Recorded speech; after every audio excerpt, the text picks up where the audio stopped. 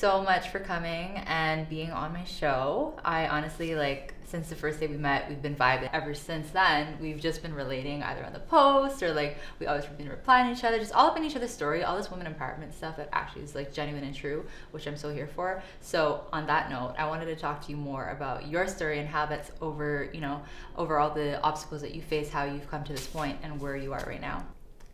Thank you so much for having me. Flash hair.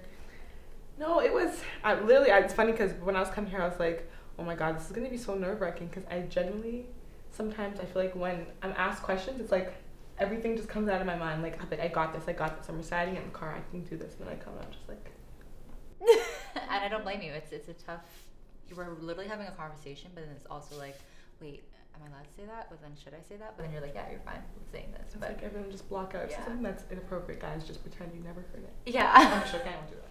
But no, tell me more about what you're doing and how your ventures are going. So, currently I do social media. I wouldn't even say social media social media management. So I do it for myself. Mm-hmm. I do it for a company that I work along with, and then now I'm starting to do it a little bit more for other people. Mm-hmm. I haven't really like started, I guess advertising it yet, but 2020, yes, mid 2020, we're in 2020. I can't even say that anymore. In the next few months, I'm gonna be doing it some more. I started tongue twister, living unapologetically happy. Yes, I started that maybe, when was it? It was like a couple of months ago. I purchased the ebook. Mm-hmm. I'm just like, what month are we in? So we're in January. I think I started it last year. So we're gonna say like probably like December, because that's when I came back from my trip to the US. And it's been going good so far, honestly. At first it was just like an idea. I'm like, you know what, let me see where this goes, because it's something that I was passionate about. Mm-hmm. And then I realized over time, I'm like, oh my god, people are actually resonating with this. The amount of orders that you posted, I was like, this is crazy. I was shocked. I was like, oh my god, people are actually buying this. Yes. Like, people actually care. Yes. And even people like responding back to me like, oh my goodness, I started my journal yesterday, mm-hmm. and it really helped. It was so timely. I'm like, oh my god, like posting videos of them physically filling it out. I had to obviously blur out what they were saying, because I didn't want people to be nosy and see their business. But even them posting that was, to me, very transparent. Mm-hmm. And I'm in the works of doing other stuff for Luh, so I'm excited. I see your videos coming up. Yes, actually. Okay, tell me more about that. I have a video I tried uploading this morning, but iCloud does not respect me. And I'm determined that Max have a vendetta against me. Yeah. Why, when I was trying to upload the video, all of a sudden my computer has no space. Then my phone all of a sudden has no space. Your startup disk is full. Yeah. The worst feeling. Please exit whatever. I can't remember how it worded it, but like, please X out of, and then it gives me this list of things to X out of. Yeah. I had to delete some apps off my phone that I know I needed. I almost deleted Instagram just to get the video on my phone. And then I realized the video was supposed to go on Instagram. So I couldn't even delete Instagram, but I have one coming out today. Let me see. But yeah, they don't so you have respect one coming out today. Yes, about what is it? Oh, keeping stuff from your ex. Okay. Featuring my mom. Not really featuring. It was kind of like she was driving, mm-hmm. and I was trying to film myself, but she thought it was like a us thing. Okay. So like I saw that. I was like, oh, your mom's in this shot. I wonder if she wasn't. She wasn't supposed to be there, but like I don't know. It's like a Caribbean mom or like a mom thing where it's like I'm talking, but it's we're talking. Yeah. I'm like, mom, shh. Like the other day, you're gonna hear me going, mom, shush. Like it's not about you right now. Yeah. Like I'm talking and she's answering the questions. I'm like, mom, I wasn't asking you nothing. Like you can't be doing this right now. Yeah. But yeah. Hopefully, if Apple respects me by the end of the day, I'll be posting it on my regular Instagram page. So, living unapologetically happy, definitely a tongue twister, but I love it. It actually speaks to and resonates to everybody who's going through that. How did that come about? You always talk about body positivity, mm-hmm. Being comfortable in your own body. I mean, I would, presume that's where it originally derived from, but mm-hmm. tell me more about your journey in that. Funny enough, it just came to my mind like I don't even know how to explain it. Like literally I just woke up one day and I was like, oh my god, I love myself. I'm like, I love myself. I'm like, yeah, I love myself. I'm like, okay. I'm like, all right. I'm like, okay, but what does that mean? Like, mm-hmm. I'm like, okay, how can I express what love means mm-hmm. and break it down that it's fitting? Because I'm like, obviously love people don't mean to love yourself, but I'm like, if I make it a little bit more specific, to me it will have more meaning. Mm-hmm. So I'm like, okay, L, living, because obviously we're all alive. If we weren't alive, then we'd be dead, which is obvious. Unapologetically, like just not caring what people think, not caring about people's opinions, which is what I try to do, even though secretly Especially in the social media world right now, it's like everybody's so hesitant to want to post something, or they're always so worried about what someone else may think. But it's like you got to get yourself out there, and you're constantly posting like unapologetically, and it's literally like people are gaining traction from that, and you can see that from the orders that came in, the people that are responding to your e-journal, and it's an amazing feeling to just be in your most vulnerable place and be able to express yourself. But yeah, keep going, sorry. And then no, and then happy was just obviously the state that you want to be in. When you're unapologetic, hopefully it leads towards you being content, being accepting and happy with your life and where you are. The idea literally just came to my mind. I'm like, you know what, let me make it into something. But then the idea of the journal was more like, I'm like, how can I take this journey, because I call it a series or a journey, out of just social media, off just Instagram. Like, if Instagram crashes tomorrow, God forbid, knock on wood, what would I have that's tangible that people can actually, well, e-tangible because it's online, that people can can relate to? And that's when I was sitting at home and I'm like, okay, how can I make this something that would be great? And I realized that a lot of people are journaling now, or a lot of people are writing down their thoughts. And I'm like, you know what? I like to journal. I literally am the queen of hoarding planners. Oh my, I was the only one. No, I swear to you, I have like 3 2020 journals. I have like 5 notebooks. And then anytime I go somewhere, I'm like, oh, let me get that notebook. Marshalls is good for that. And indigo, honey. Like, we got it all. I found one yesterday actually from 2017, 2018, and I was scrolling through it. And the last 5 months are just blank. Yeah. I was like, oh no, what happened? But like, I literally am the queen of hoarding journals, notebooks. Like, my whole room is just, and half of them are untouched, or like, I'll start 2 pages and then I'll get another one. So I'd be like, oh my God, I can't find it. But I know where it is, but I just want something else. No, I'm the same way with that stuff. It's like, you know what, this would be a good idea, but I didn't want to have to make it physical because I'm like, that would be so expensive. More hoarding. Exactly. And I'm like, the age that we're in, everything is digital. People want something that's easy, that's on the go. And I'm like, for me, imagine me, like, I'm always traveling to the US. I'm like, I do not want to have to physically lug around a 35, 40 page journal with me. Like, if I'm trying to travel light and I want to save the trees, because I went to school for environmental studies too. So I'm trying to be environmentally conscious, even though I did litter yesterday. Sorry, guys. Did you say you littered? I definitely littered. My girl. I know. It wasn't like a litter. It was kind of just like I was composting. Okay. I threw I think it was like not a banana, like is it a plum? It was a plum seed. So I was helping the environment. That's not bad. But I still littered. I mean, like you said, kind of compostable. I'm sure an animal will eat that seed, or it'll just turn into a plum tree that doesn't really grow in Canada. Actually, I had a plum tree in my backyard. Seriously? When I first moved there. Yeah. Okay, this is probably not this plum though. This plum that I ate yesterday, this one was imported. This one's okay. This one's not gonna. Yeah, it had a sticker on it. It definitely had a sticker with like the 1462, like the Northwest code on it. People don't realize that those codes are so like useful. So like when you do self checkout now, all you gotta do is type in the code and it pops up. I used to work at Northfield, so I know, like the banana codes. So people are like, "Why is your sticker?" I'm like, "Guys, you don't know, but it means something." Sticker. My God, see how quickly, honestly, I can lose my train of thought so quickly. I don't know how I'm talking about. Literally, we're talking about plums and bananas and decomposing. And stickers. But oh my God, it's okay. Let's chat. I want to kind of talk about you being in the States all the time. You constantly post about it. You just mentioned it. What is it about the States, and what are you trying to do? I am trying to move. I hear that. Trump. You and I both. Oh, okay. I'm just letting you know, Trump. Let me in. Yeah. I just actually found for myself, and this is funny because this is actually the next video that I'm going to be posting, that there's so much more opportunities for women who are like creative or like creative minded, or even like in a creative space in the States. Agreed. A friend of mine sent me an email, when was it, like maybe 3 days ago. Disney in New York was hiring a social media coordinator. I was like, Disney? Get it, I was like, girl, I'm like, oh my God. And so I was like, guys, you're not going to see these opportunities in Toronto. No offense. I love, like, I rep Toronto so hard when I go places. I'm like, Same. I'm from Toronto. Yes. You know, the little Toronto, I'm from Toronto. But, unfortunately, I don't think that we will get where we want to go if we stay in this city with how things are moving with just...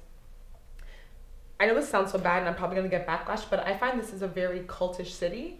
And if you don't know someone who knows someone, you're not going to get invited to a certain event, or you're not going to get called on, regardless of your talent. They don't care. It's who you know. They'll pick who they know because it's their friend over somebody who actually has talent. So on that point, I've experienced that firsthand multiple times, and it's tough. And I find that when I go out to the States, like the time that I covered the NBA and did all those opportunities, I've got more traction and love from those that are around me in the States and those that are international, say for example, and they were willing to help me out. And I found that it was such a hard kind of like pull and tug when it comes to certain people in this industry. And it's like, but why? Like, we're all talented. We could all work together. Like, look at what we're doing now. We're all empowering one another. I have my set is my friends. Like, it's crazy what things can happen when we all of a sudden just work together, right? So, what a crazy experience it's been. So where is it in the States that you're trying to move to? I think I saw a post about New York, but is that exactly your end destination that you want to go to? In my heart, I do want to move to New York, but the way that the pricing of living in New York is looking and my bank account is looking, it's like two different people. Yes. I literally would have to live in like the hood of New York, which is not going to work for me just because I would not survive. Let me see one rat and I'm going home. Yeah. Like, I saw one rat in the train station when I was in New York like a few years ago, and it was almost the size of a cat.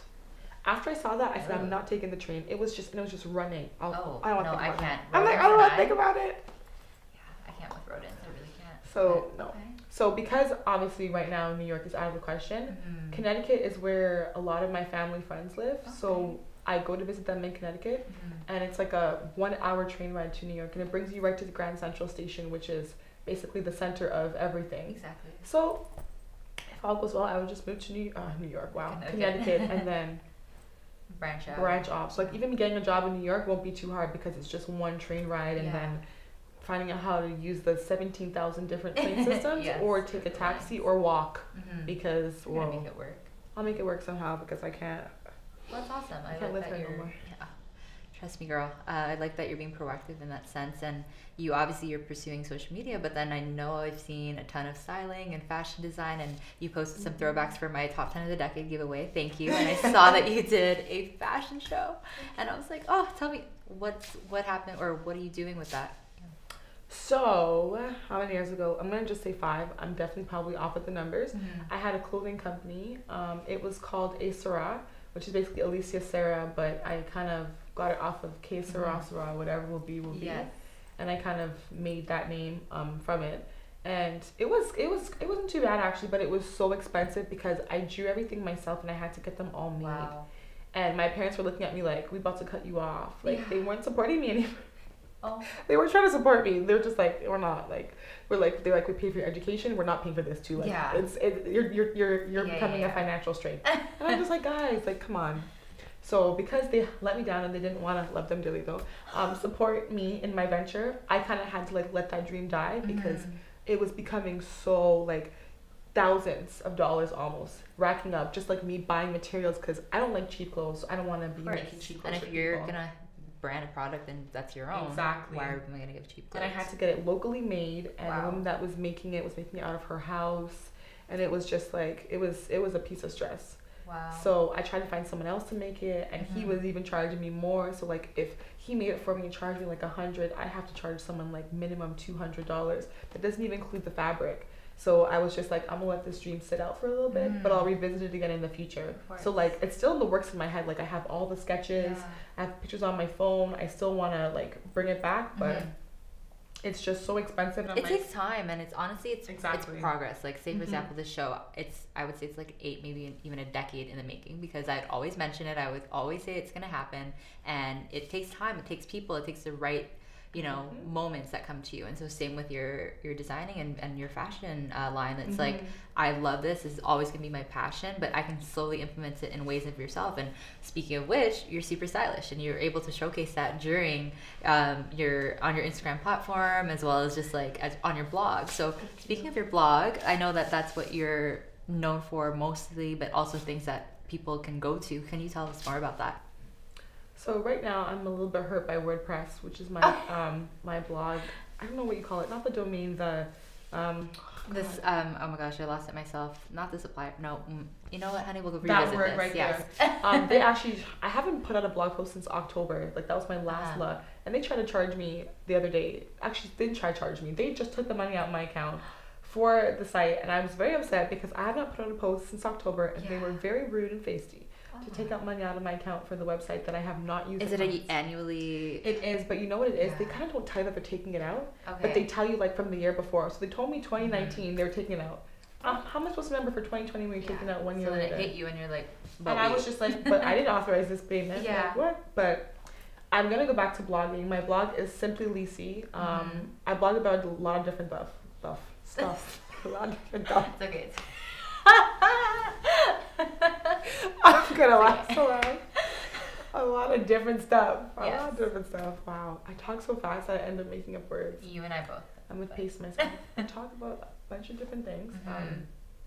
The most common blog posts that people kind of resonate with are like stuff about like getting. So my blog post that was one of the biggest ones was I'm 25 and I'm not married, and that everyone was just like, oh my god, like I know that feeling. So imagine that was like 4 years ago. I'm like, now I'm 29, going on 29, and I'm still not married. Yeah. And I literally would have thought when I was younger that by 25 I would have been married, white picket fence. No, I don't even like fences like that. Just I would have been married. I would have, had a child. Family. Yep. And then that I'm just like, all the oh, dream. okay. It was because in my head 25 was like old. I'm like, Me too. oh my god, I'm 25. That's gonna be like, I'm old. Yeah. And then 25, I'm like, okay. 28. 28, I'm like, okay, 30. So I'm 1 year and a half. Again, I'm not rushing it, but those blog posts, because everyone's like, I know how that feels. So a lot of people kind of like reposted that, and then that's when I got like a lot of traction on my blog from people just reading things that are real. Because a lot of people try to sugarcoat stuff and lie, and I'm just like, nah, I don't want to lie about something that you see me publicly and like, didn't you just say that? I'm not trying to get called out by anybody. No. I'm like, so if I'm real and I'm honest, then you can't call me out. And like that's just my personality too. I don't want to fake it. Like if I don't like something, I don't like something. And that's what honestly made us vibe, because we're both genuine in our nature. We both know what we like and we don't like. And every time I laugh all the time, because anytime there's a post about a guy or like being single, I'm like, girl, you and I both. Oh my goodness, it's so funny. And dating and men were just like, listen to me, girl, child. And then it's just like a whole conversation. Yes, I remember that. We literally had that. So I remember when Frida and Rosie Management, when you guys put on the Do Your Part Celebrity Game event, the best, super fun, so thankful to be a part of. You and I were having some woosah moments. We're just like, girl, I love you. No, I love you too. And just like, no, you're just so genuine. I was like, no, you are. Like, why can't more people be like that? I think about, like, sometimes I'm just like, wow, like we generally have that nature within each other, and I'm just so thankful for that. So thank you for being you. I just want to bring that up. No, thank you for being you. You. No, it's like, no, you. No, you hang up. No, you hang up. Okay, I'll hang up. No, you hang up. That event, so awesome. Thank Can you you. talk to me more a bit about that? The Do Your Part The Celebrity Do Your Part Celebrity Game. So Randy Osei, who is the founder of Rosie Management, he was working along with the city of Brampton to kind of just bring about an event that could bring awareness to the fact that our environment is horrible right now. Like, I mean, I just talked about littering earlier, but that's besides the point. Yeah.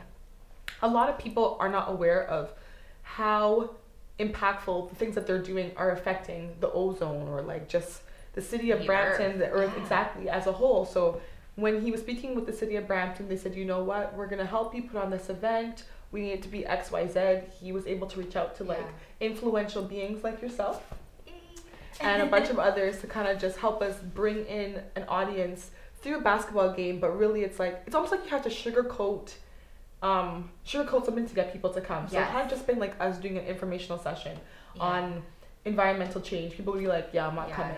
But Always, through a basketball game, people are like, oh my god, like, I'm gonna get to see this person, I'm coming. Yeah. And we actually got a lot of really good traction. Yes. And we were shocked. Like, people were lining up outside and trying to like push people over to come inside. And it was a free event. So I'm like, imagine people are that like anxious to know information, which is what I'm telling myself, even though that wasn't the case. Yeah. But it was really good. No, obviously we're gonna do it again. It was amazing to see so much young people actually sitting down and being receptive to what's going on in the world, what's going on in your city, and having the opportunity to be impactful where they can say, you know what, I'm gonna try and do something. I'm gonna do my part. Right. I love that the background was like on my t-shirt, hashtag don't be waste. Like, and it's the catchy. best. It's so catchy. And that's a Toronto slang. Yo, you're so waste. So it's like, it's like, no, don't be waste, but actually don't be waste at the same time. Yes, exactly. So it was fun, and we love that you guys came out, and you guys, like, you were so excited for your goodie.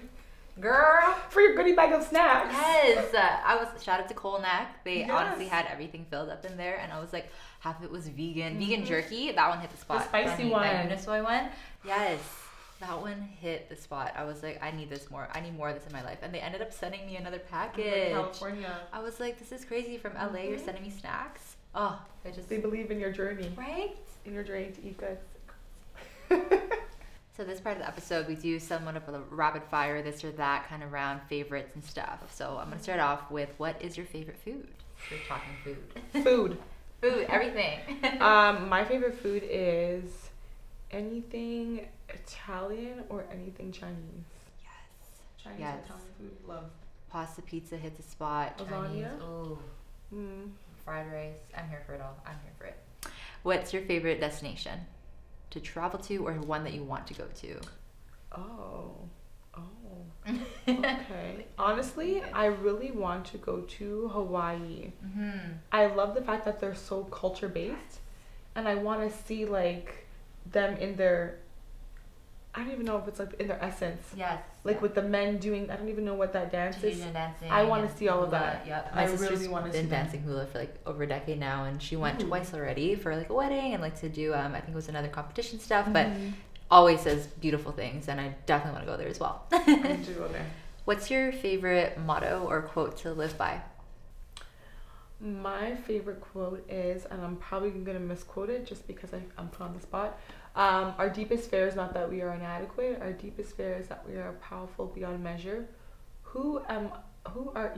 That's the only part I can right yes. now. The rest literally went blank in my head, but obviously I know it's not from Coach Carter, but Yeah. that watching Coach Carter kind of like, I was like, damn, yeah, but that's a really good quote. Right? So right now that's like from when I watched Coach Carter till now, that's my quote. I love it.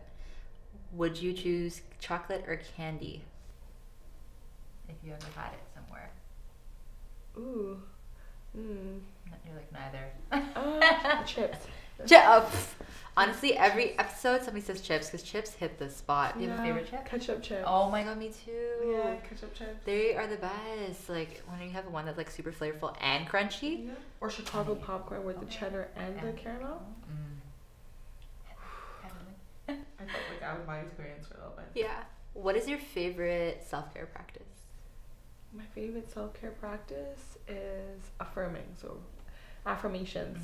I have a little whiteboard on my pillow, my second pillow on my bed, and it just has different affirmations. So like I try to read them daily, or if I forget, like I have different apps on my phone that I just try to like Me too. affirm things to myself. Like if I'm feeling a certain way, I'm like, okay, no, this is not gonna help me. Like when I'm the anxiety beautiful. buildups Yeah, comes. I'm and beautiful, you're I'm like, strong, I'm overcomer, I'm better than this. Like Yeah. stuff like that kind of just help me push. Yeah, of course. At this point in the episode, we actually do inspirational talk. So obviously the series is called Aspire to Inspire, and that's the reason why you're here. What is it that inspires you, or who inspires you? What inspires me? I would say the most inspirational, I have to close my eyes to think about something. The most inspirational person that I've met to this day, I would say, is my grandmother, my mom's mom. She literally came from Jamaica to Canada, left her kids in Jamaica to kind of get situated. Then she sent for her children to come to Canada. She worked like endlessly. She worked a whole bunch of jobs to be able to buy a house, to provide for her children. Ended up bringing my grandfather up to Canada too with the kids. She was at the hospital for like years. And then now she was able to retire and move back to Jamaica and built her own home. So now she's living in Jamaica. Wow. Yeah, she came from nothing. Like she has like grade 4 education, and she was able to own a house in Mississauga in a really nice area, put her kids through like school, work jobs, move back to Jamaica, build a home in Jamaica, everything. Amazing. With limited education. No, that's honestly is with having immigrant parents, you kind of see a different perspective. And same for me. Like my mom was that person. She was the one that busted her butt, got over it. She started off in the Philippines, obviously went to Hong Kong, and then she met my dad through pen pal. Like he was her pen pal. He was in Saudi Arabia working at the time, and then they met up at the airport, and eventually, got to meet the family, did their thing, this and that, and eventually came over to Canada. and built from the ground up. Literally, she's the one sponsoring everybody to come over. She's the one that, you know, saved up enough to get her house, saved up enough to get the car, and obviously, you know, you pile up, but not pile up, but then like partner along with like your siblings and whatnot to help you provide. But it makes me think about, you know, us. We're trying to move out. We're trying to get to the States, or we're trying to live on our own and be in our own elements. And it's like, who say we can't? They've done it. We can. It might take some time. It will be challenging, and it is a different time in the society, but at the end of the day, like, it's possible. And I agree with you. Like, those are things that like inspire you, and it makes you want to just like, if she can, I can, and I'm gonna make it happen. Exactly. And she had 3 kids. Like, she had 3 kids, and she still did it. And I have no kids. I have no excuse. Right? There's no excuse. And I want to touch on last time we went out to dinner, the first time we ever did. But you mentioned that you left your 9 to 5. What was that like? Like, what experiences were you going through? How did you feel? Why did you do it? So I worked for FedEx at the head office, and honestly, the pay wasn't bad. I had amazing benefits. Like, the cafeteria was heavenly. We had no, seriously, like, we would have like luncheons where they'd order food in for us and everything. But I was so unhappy, and it was kind of just like, I was thinking, I'm like, I'm too educated. I have too much to offer to literally be listening to people complain all day, because that's literally what it was. Every day I'm on the phone trying to help people with their issues, and I'm like, I don't care to hear your issues right now. Like. And then if you can help them with their issue and they call back and complain on you, you're getting in trouble, even if it wasn't your fault. And I was just like, I have too much to offer for this job. Like, I'm like, no offense, love everyone from FedEx. Yes, it's not, like, no, for sure. I hear you completely with that. It's not even, it can't always just be the company, or maybe it is, but at the same time, you have your own passions and preferences. You know what you want. You know what you're capable of. You have a degree. You have some type of education. You also are a beautiful person, like, you know, and as a whole, there's so much more to offer. There's so many, there's another higher calling for you. And those are things that you kind of think about. And when you're in your office job, or whenever you're in your actual 9 to 5, it's like, is this for me? And now more than ever, and we're seeing that. We're seeing a ton of entrepreneurs, a ton of people that decide, you know what, I'm going to go pursue what it is that I've always wanted to pursue. I'm going to do what it is that makes me happy. No matter how long it takes to do it, I'm going to do it. And again, not to what's it called, make any corporate job make it seem like it's terrible, because you're right, good benefits, a secure payment, but then there's sometimes it itches inside of you, and you're like, my heart wants to go for this. So wow, that's incredible. When you did take that leap and decided to do that, how were the first couple of months, or like how long did it take you to finally get to where you are now? So unfortunately, I quit that job because I was supposed to be working for a different company. And it was like the pay was significantly more. I was like, okay, I'm set. And the job ended up falling through. So I ended up not getting the job, even after I was promised the job. So that at that point, I was just like, I just quit my job that I hated, but still it was a job that I knew, and I got paid every week. So I'm like, I got paid every week. I quit this job for what? I was devastated. I was so upset. But I truly believe that everything happens for a reason. And even people I've met, opportunities that have been presented to me, I'm like, had I still been working at FedEx, I probably would not have had these opportunities. Exactly. I mean, I'm like, I'm not as financially, oh my God, as I want to be, but I'm like, I still would prefer to not have thousands and millions of dollars, but be happy. Because there's people who are millionaires that are committing suicide, or have like getting checked into mental institutions, or depressed because they're overworked and they just hate their lives. So I'm like, I'd rather not be a millionaire, but be content with my life and be happy.